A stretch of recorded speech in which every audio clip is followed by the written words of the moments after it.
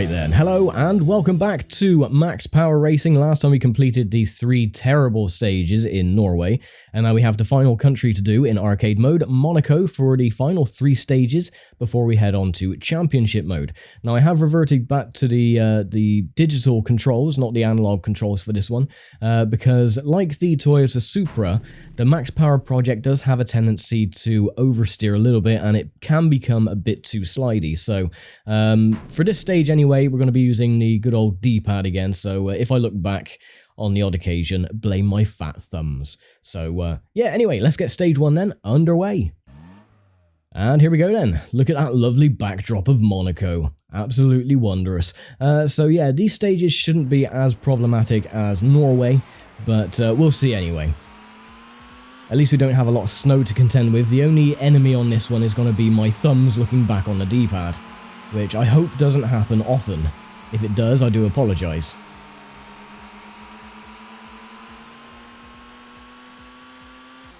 So far so good though, up into 3rd. And a car much more easier to handle than it would have been with the analog sticks. And there be the leader. Just ahead, already up into 2nd. I believe that would be the Marcos that we unlock, and it is. That's alright, we've made light work of him. One thing about the Max Power project, as I try to navigate this corner without crashing, is the acceleration is really good. But you can see the top speed of the Marcos Mantis is, yeah, out of this world. So he is our main rival for this one until we unlock the car itself, which should be after this stage if we win. I will try and bash him out the way if I can, like so. That should loosen him up a little bit.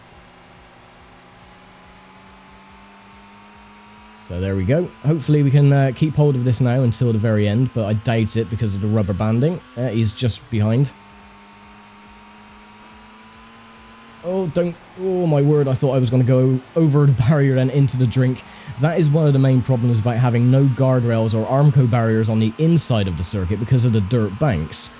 And the floaty physics of Eutechnics, which I hate more than anything in the world, is your car can just launch over the barrier, into the water, and it's race over.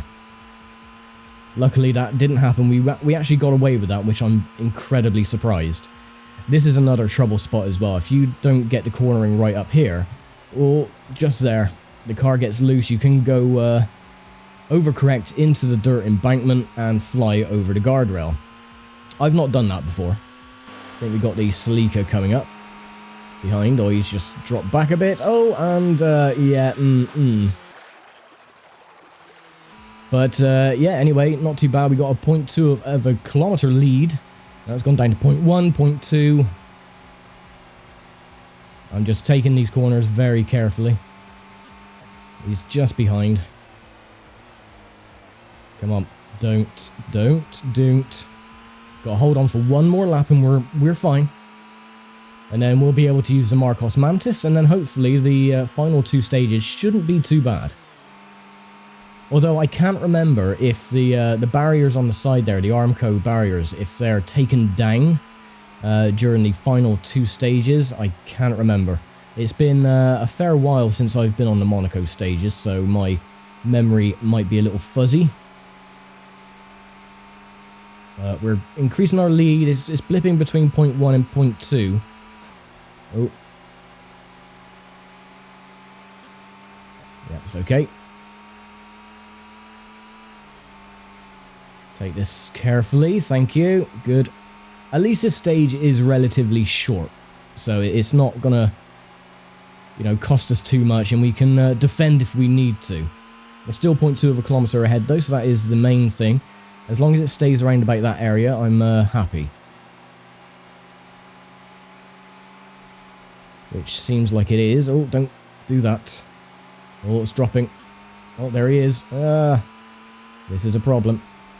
Please, the rubber banding, do not show your ugly head now. It's the last thing I want. Now, we're on the final stretch now anyway, so we should be fine to take the victory on stage number 1. Oh, here he comes. But I think we got it on the line. And there we go, winner! And there we go, that was rather simple, wasn't it? So, next race then, I think we've actually unlocked the next car as well, the last car available, and we have. And it is, of course, the Marcos Mantis. So, yeah, let's just use this one then and see how well we get on. I'm going to keep the digital D-pad operational as well. I'm not going to use the analog stick because, you know, for some weird reason, you would have thought analog would be easier to handle the cars. But no, the D-pad is actually more stable. Very peculiar. Anyway, let's see how the Marcos handles as we get ready for stage 2. And here we go then, the lights are on, so it's going to be a foggy affair, and it is. And away we go. Oh, and it's raining as well. How wonderful.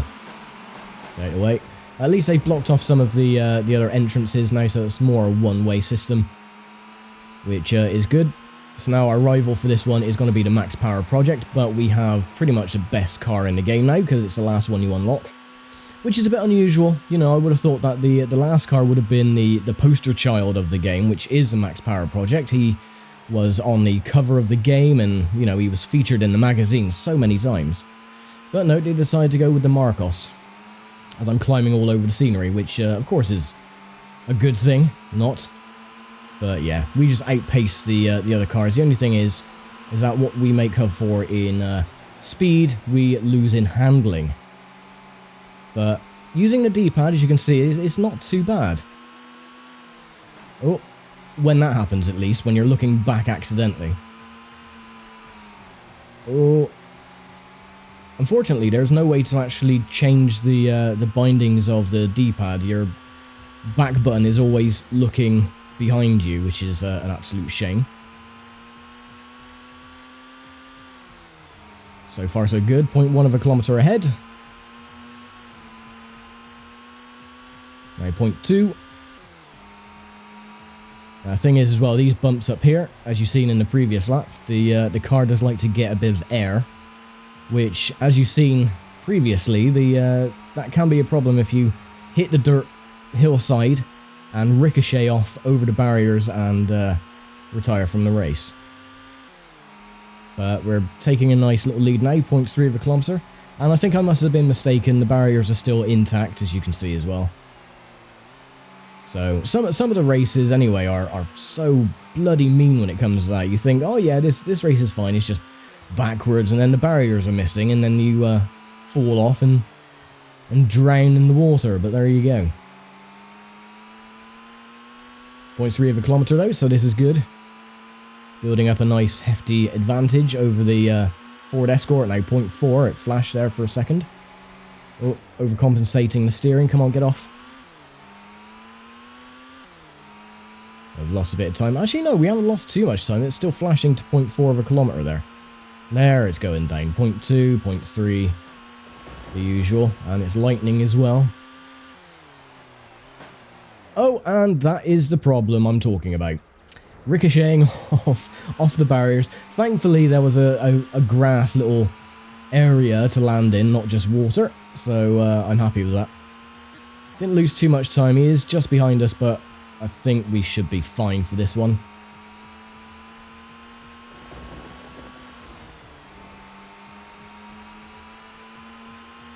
As long as we keep our cool. Yeah, it's going back at 0.2 of a kilometer again, so no problem. Yeah, this car is incredibly quick, but the handling, a lot to be desired. Takes a little bit of a harder time to get around some of the corners, but we should be home free now anyway. I mean, it's only the last couple of corners, and there's no harm in jumps or anything getting in the way. Just through the tunnel and finish the race, really. So that was a very easy stage number 2. We should be coming up to the end now, shortly, if the car doesn't start acting all strange.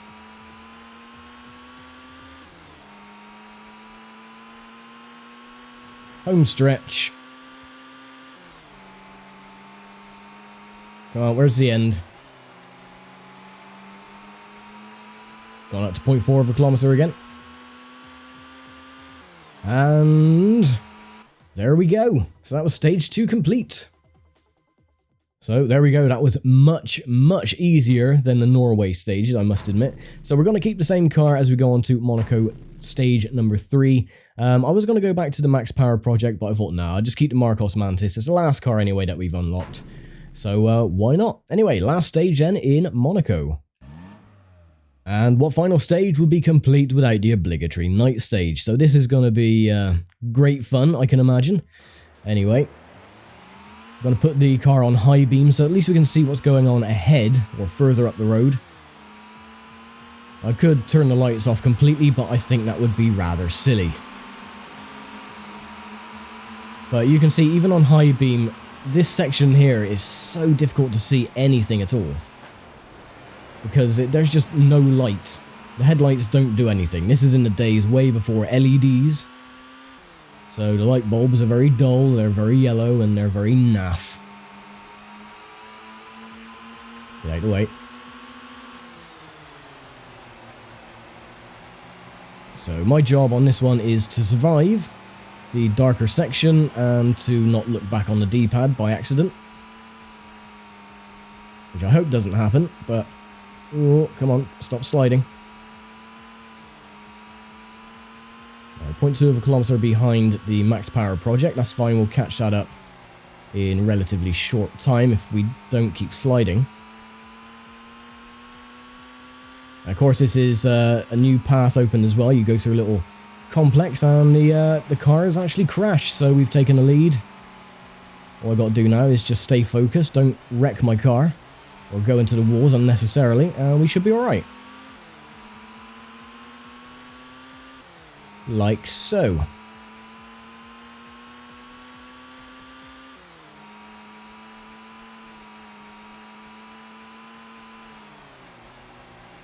There we go, lap 1 complete, and a new lap record as well, of course. I navigated past the darker section, which is good. I think, to be honest, that little section is the hardest on this entire circuit, because, I mean, there's just no lighting or anything. You can't really see a bloody thing that's going on in front of you. Even on full beams, nothing happens. You just cannot see. You have to really guess where the corners are coming.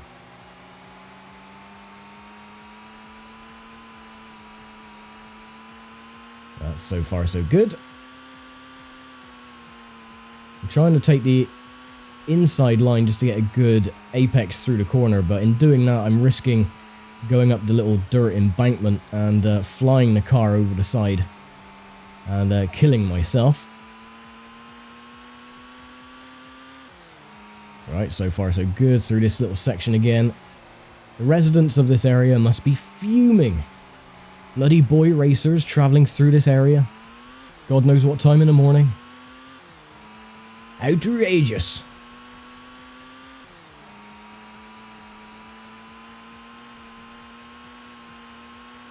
I'm blipping the throttle as well, just tapping the throttle just so I don't go too fast, wreck the car, and end up having to restart this again. It's the last thing I want to do.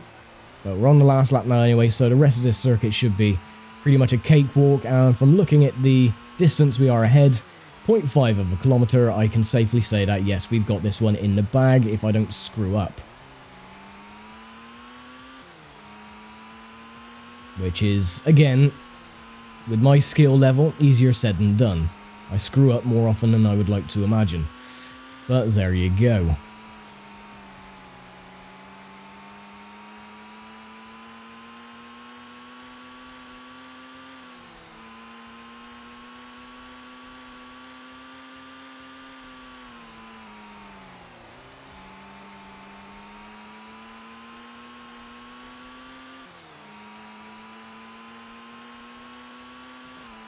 Right, through this section then for the last time.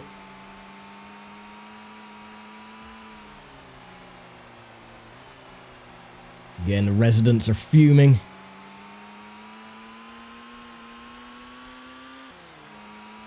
There we go. So coming up to the end now anyway. And then that is arcade mode complete. Last corner. And I decide to wreck it at the end. That's fine, I'll just reverse over the line. And there we go. So input our name then for the final time, and we get a nice little outro for arcade mode being complete. Now I have no idea if any of this is copyrighted music, so I'm just gonna keep it turned down and talk over it, just to be on the safe side, because I really don't want to get any copyright infringements or anything like that. It does definitely sound like a club anthem that you would hear like in the mid to late 90s, but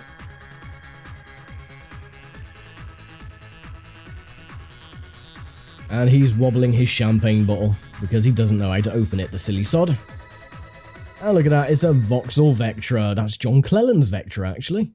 So yeah, congratulations, Player 1, arcade mode complete. Thank you very much. I'm very, very happy that arcade mode is complete. What? So yeah, there we go then, that is arcade mode done. We have a look quickly, you can see all the tracks are complete. Nothing else to do. So now we have championship mode, which we'll do next time then. So we have 4 classes to do. You have the GTI Amateur, GTI Pro, High Performance Amateur, and High Performance Pro. 510, 510 in that order. So yeah, that's it then. So I will leave it here for now. Thank you very much for watching as always, and I will see you next time then for the start of championship mode. So yeah, take care, stay safe, and I will see you all then.